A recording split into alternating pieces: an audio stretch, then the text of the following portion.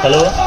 দিল্লিতে আক্রান্ত হয়েছে বাংলাদেশ হাইকমিশন। আজ শনিবার স্থানীয় সময় রাত ৯টার দিকে অখণ্ড হিন্দু রাষ্ট্র সেনার ব্যানারে একদল উগ্র হিন্দু জঙ্গি নিরাপত্তা বেষ্টনী পার হয়ে বাংলাদেশ হাউসের মূল ফটকের সামনে এসে হাজির হয়। এ সময় তারা নানা ধরনের বাংলাদেশ বিরোধী স্লোগানের পাশাপাশি ভারতে নিযুক্ত বাংলাদেশের হাইকমিশনার রিয়াজ হামিদুল্লাহকে হত্যার হুমকি দেয়। গতকালকের এই ঘটনাকে নজিরবিহীন বলে উল্লেখ করেছে ঢাকা ও দিল্লির কূটনৈতিক সূত্রগুলো।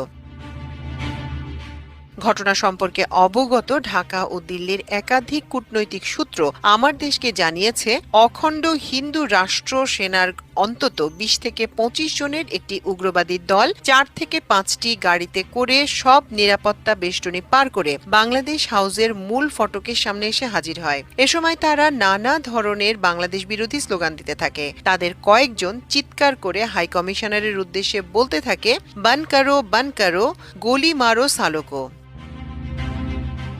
নজিরবিহীন এ ঘটনা যখন ঘটছিল তখন বাংলাদেশ হাউসের নিরাপত্তায় নিয়োজিত আইন শৃঙ্খলা বাহিনীর সদস্যরা নীরবে দাঁড়িয়েছিল।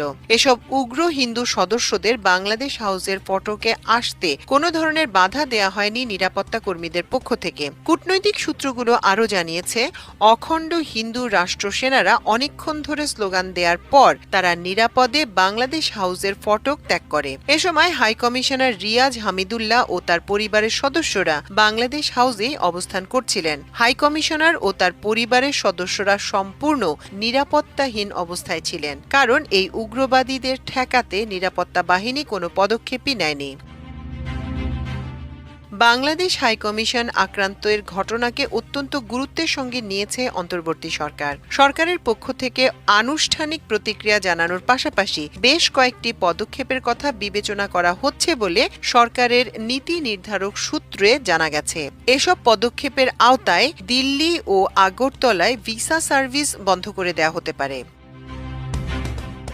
উল্লেখ্য, ২০০৪ সালের দিকে ৪ দলীয় জোট সরকারের সময় দুই দেশের সম্পর্কে অবনতি ঘটলে তখনও কিছু উগ্রবাদী হিন্দু বাংলাদেশ হাইকমিশনের দিকে বিক্ষোভ মিছিল নিয়ে ঢোকার চেষ্টা করে। তবে তখন হাইকমিশন থেকে বেশ কিছুটা দূরেই পুলিশ তাদের আটকে দেয়। এছাড়া গত বছরের অক্টোবরে আগরতলায় বাংলাদেশ উপ হাইকমিশনে উগ্রবাদী হিন্দুরা হামলা চালিয়ে রীতিমতো তছনছ করে।